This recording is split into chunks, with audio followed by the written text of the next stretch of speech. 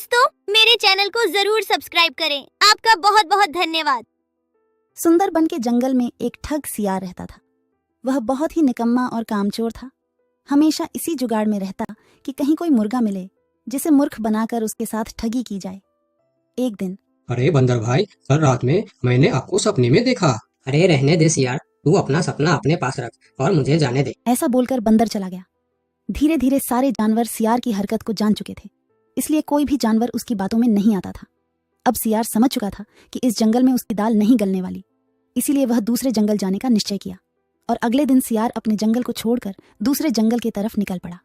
दूसरी जंगल में पहुंचते ही दिन भर जंगल का जायजा लिया और शाम होते ही एक गधे को देख उसके पास गया और रुककर बोला, गधे भाई, मैं इस जंगल में नया आया हूँ और शाम भी ढल चुकी है। क्या मुझे एक रात रुकने के लिए आपके पास शरण दे सकते हो?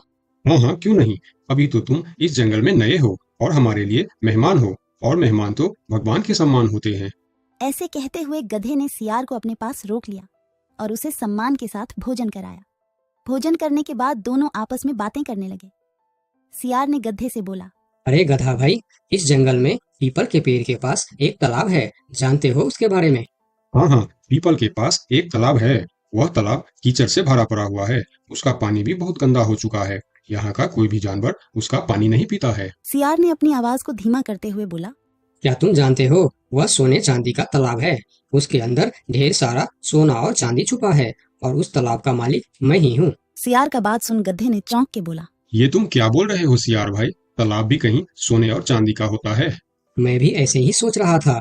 मुझे भी इस तालाब के बारे में कोई जानकारी नहीं था, लेकिन कुछ ही दिन पहले मेरे पिताजी मरने से पहले सारे संपत्ति मेरे नाम की, उसमें यह तालाब भी है।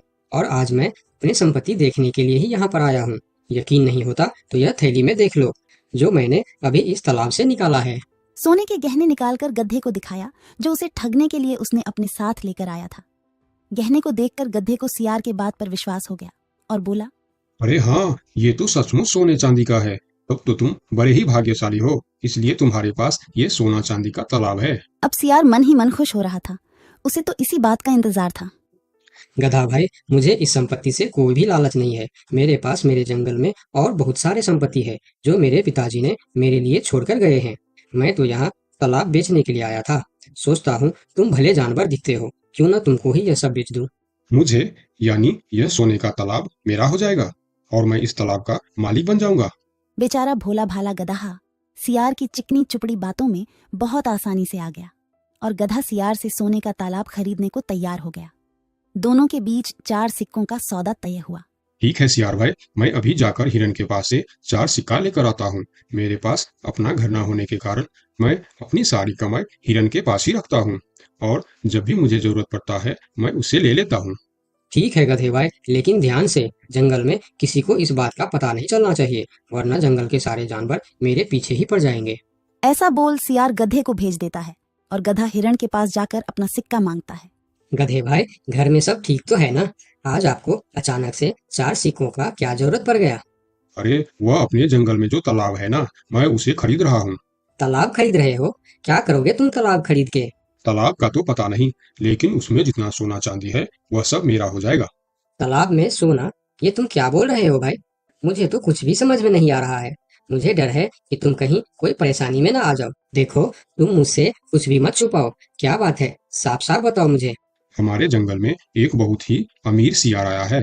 ढेर सारी संपत्ति है उसके पास, और तो और हमारे जंगल में जो तालाब है ना, जिसे हम लोग गंदा नाली समझकर उसका पानी भी नहीं पीते हैं, उस तालाब में ढेर सारा सोना और चांदी है। उसने तो मुझे उस तालाब से सोने का गहना भी निकाल कर दिखाया है। उसी तालाब को मैं खरीद रहा हूँ।